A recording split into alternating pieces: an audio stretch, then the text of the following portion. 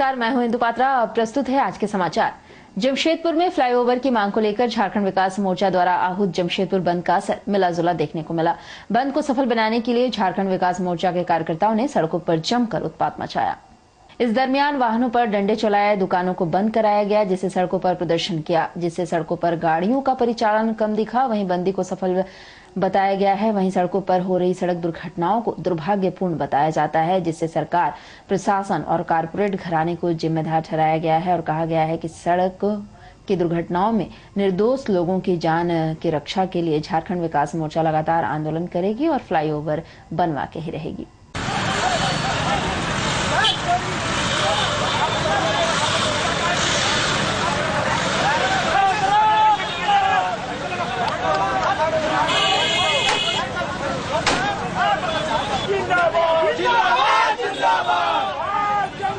सामने आके ले पूरा बंद रहेगा, बंद रहेगा,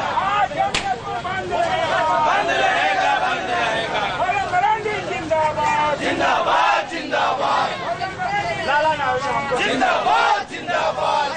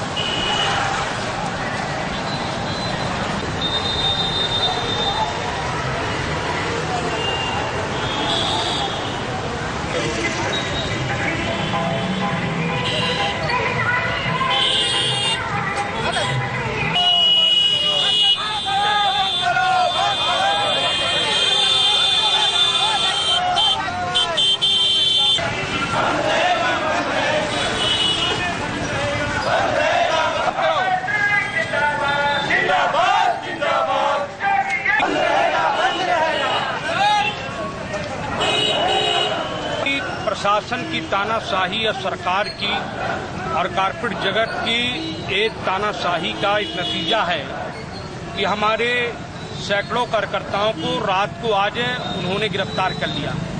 उनको लगा कि जमशेदपुर बंद हो जाएगा, जमशेदपुर बंद नहीं होगा। समझ में नहीं आता है कि फ्लाईओवर की मांग जो इस क्षेत्र की जनता की मांग है, जो जीवन और रक्षा की मांग है, उस जीवन रक्षा की मांग को मन्नत मांग रहे हैं, हम लोग प्रार्थना कर रहे हैं। लेकिन टाटा लीज नवीकरण को इम्प्लीमेंट क्यों नहीं करना चाहते लोग? सरकार और जिला प्रशासन इस बात से आमादा नहीं है कि फ्लाईओवर बनना चाहिए कि नहीं बनना चाहिए। आप हेलमेट अभियान चला रहे हो, हेलमेट अभियान का स्वागत करते हैं, लेकिन हेलमेट अभियान के नाम पर आप लोगों को गुमराह करने का जो प्रयास कर रहे हो, कुछ सफेद पोश नेता जो इस शहर में कार और जीप में चलते हैं, वैसे लोग फ्लाईओवर का विरोध करते हैं। फ्लाई कदम अगर आज हम लोग बंद किए हैं, ऐतिहासिक बंद, और इस बंद को अगर प्रशासन ने कुचलने का प्रयास किया तो दो हाथ आज प्रशासन से करने को भी हम तैयार खड़े हैं। मैं पूछता हूं कि हम अपने बच्चों के जीवन की रक्षा के लिए फ्लाईओवर का निर्माण की डिमांड करते हैं, लेकिन ये लोग क्या चाहते हैं कि इस शहर में खूनी खेल को किसी ने छूट दे रखा है। जामा पहनाएंगे और हर हालत में फ्लाईओवर का निर्माण होगा। और उधर झारखंड अराजपत्रित प्राथमिक शिक्षक संघ द्वारा छठे वेतनमान के परिप्रेक्ष्य में उत्क्रमित वेतन पर राज्य सरकार वित्त मंत्री द्वारा रोक लगाए जाने के खिलाफ जमशेदपुर जिला शिक्षा विभाग में 1 दिवसीय धरना दिया गया।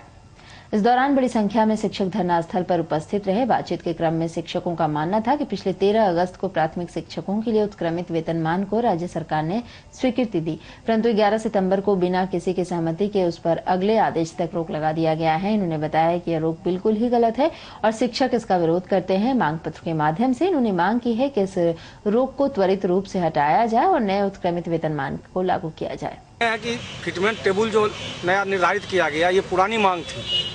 2006 में जो 660 28/2009 अधिसूचना जारी हुआ, उसमें टेबल हम लोगों को दर्शाया गया, लेकिन टेबल दिया नहीं गया था।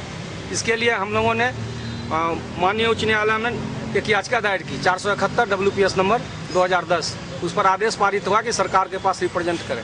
तो हम लोगों ने सरकार के पास रिप्रेजेंट किया। उस स्तर पर उसके मातहत 2-3 पत्र निकला सरकार का। हमारे शिक्षा सचिव ने भी पत्र निकाला, वित्त सचिव का भी पत्र निकला, लेकिन हुआ नहीं।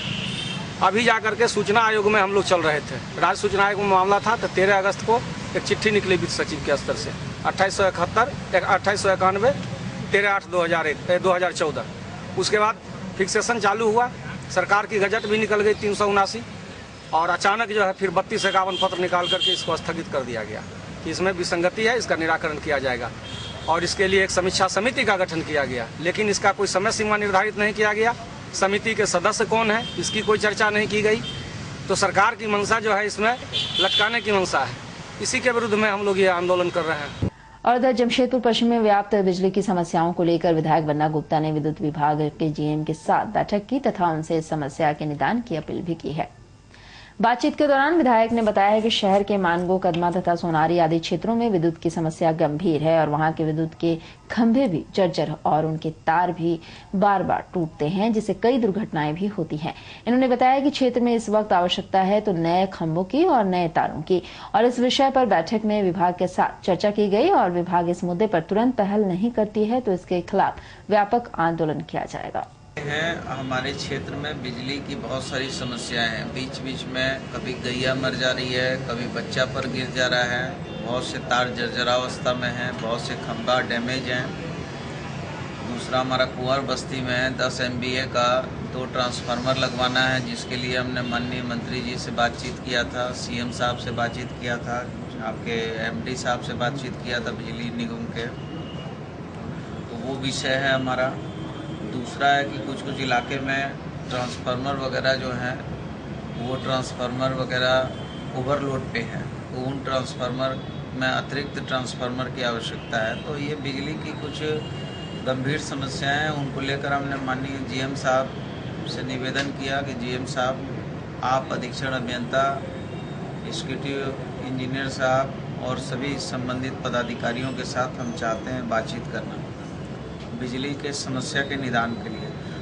उसी परिप्रेक्ष्य में आज ये बैठक चल रही है और संभवतः GM साहब के नेतृत्व में जो समस्याएं हैं वो समस्याएं दूर होंगी, ऐसा हमको विश्वास है। एक बहुत बड़ा व्यापक आंदोलन किया जाएगा। वहीं इस मुद्दे पर विद्युत विभाग के GM AP सिंह ने बताया है कि इस विषय पर पूर्व में भी विभागीय चर्चा हुई थी और विधायक की बातों पर भी चर्चा की जा रही है और इस तरह की समस्याओं से निजात दिलाने के लिए विभाग कदम उठाएगी। वहीं इन्होंने आगामी दिनों में होने वाले दुर्गा पूजा के मौके पर बिजली की समस्या पर इन्होंने बताया कि इस मौके पर विभाग की तरफ से विशेष व्यवस्था की जा रही है और इसमें यह ध्यान रखा जाएगा कि पूजा के दौरान बिजली कटौती न हो पाए।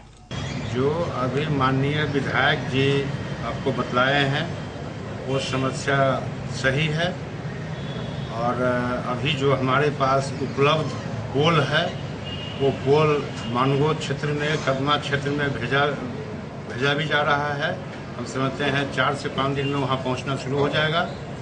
अभी तार नहीं है और जो तार खुला हुआ तार है, ऐसे बहुत सारे ट्रांसफार्मर है जिसका अर्थिंग तार, न्यूट्रल तार खराब है या लोहा का तार है, जंग लगा हुआ है, उसी तार को वो खुला हुआ तार से हम लोग करने जा रहे हैं और ये लग जाने के बाद फ्लक्चुएशन समाप्त हो जाएगा और इसमें काफ़ी सुधार हो जाएगा। पूर्ति एकदम बहुत अच्छा ढंग से होगा, इसके लिए विशेष व्यवस्था होगा।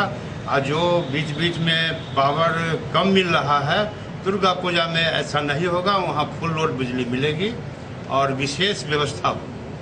और वहीं मुसाबनी फुलझुड़ी गांव में घर खर्च मांगने पर बेटा व बहू अपने 70 वर्षीय वृद्ध पिता को डंडे से पिटाई कर बुरी तरह जख्मी कर दिया। जख्मी वृद्ध को उसकी बेटी व दामाद ने इलाज के लिए MGM अस्पताल में भर्ती कराया और घटना की शिकायत मुसाबनी थाने में दर्ज कराई। अस्पताल में इलाजरत जख्मी वृद्ध भागीरथी पात्र ने बताया है कि उनकी 3 बेटी व 1 बेटा है। बेटियों का विवाह हो गया है और वे बेटा बहू के साथ रहते हैं। साथ ही वे कारपेंटर का काम कर अपना व बेटा बहू का भरण पोषण भी करते हैं। उनका कहना था कि वह अब काफी बूढ़े हो चुके हैं और काम नहीं कर पा रहे हैं, इसलिए वे अपना बेटा हीरालाल पात्र को घर का खर्च वहन करने को बोले। यह बात सुनकर उनका बेटा आग बबूला हो गया और उनसे लड़ाई करने लगा। उसके बाद उनकी बहू पूजा पात्र हाथ में डंडा लेकर आई और उनके सिर पर वार कर उन्हें जख्मी कर दी। वे किसी तरह जान बचाकर अपनी बेटी व दामाद को घटना की जानकारी दिए। तब उनका बेटी दामाद ने उन्हें इलाज के लिए MGM अस्पताल में भर्ती कराया और घटना की शिकायत मुसाबनी थाने में की। मारा बेटा लोग हम बात किया ये आप लोग काम करता चावल और कुछ नहीं चिंता कुछ नहीं, हम कितना दिन आपको खिलाएंगे। हम कारपेंटर काम करता गांव में होना। क्या काम करते हैं आप? कारपेंटर कारपेंटर का काम। हाँ। अच्छा। तो हम कितना दिन आपको खिलाएंगे। हाँ। ये सब बात रहते बस जो आदमी से मार दिया।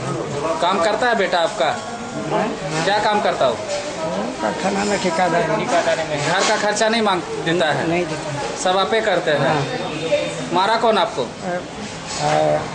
हमारा बाप बेटा पकड़ होता ना है, रोटी खा रहा था तो वो आके मार दिया।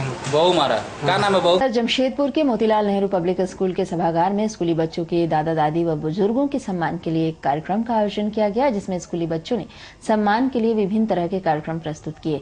इस दौरान बच्चों ने मनमोहक गानों में नृत्य प्रस्तुत किया, साथ ही कई नाटकों के माध्यम से भी बच्चों ने प्रकृति के प्रति सभी को जागरूक भी करवाया।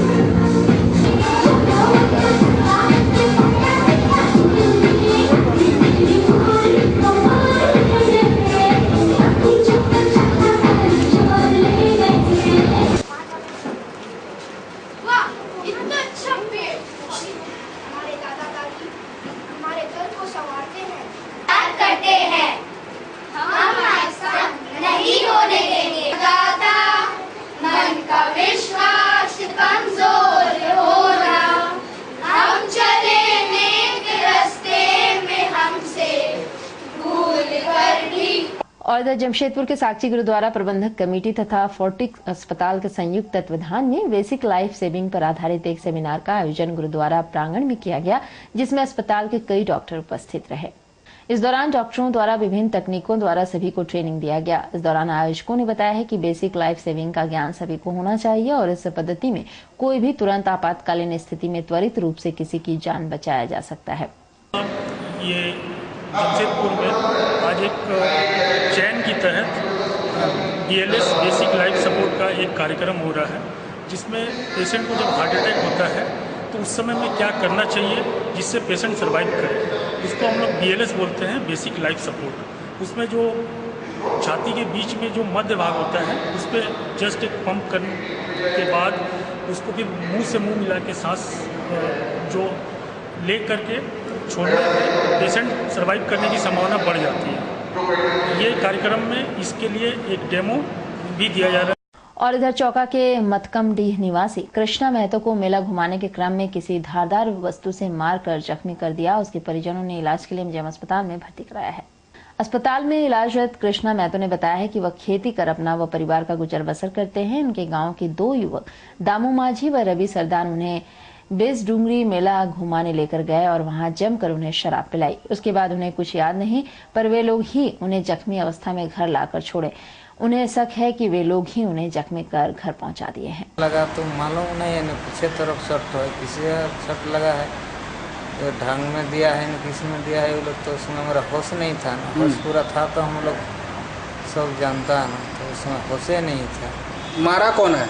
वही तो मार। कौन ले गया था आपको? हाँ, वो तो मालूम है, जो हमारा गांव में दामू माझी और ये रवि, तो दोनों हमको पहुंचा दिया, लेकिन उस समय भी हमरा याद नहीं था, ख्याल वाल कुछ नहीं है। कौन ले गया था, कहाँ ले गया था?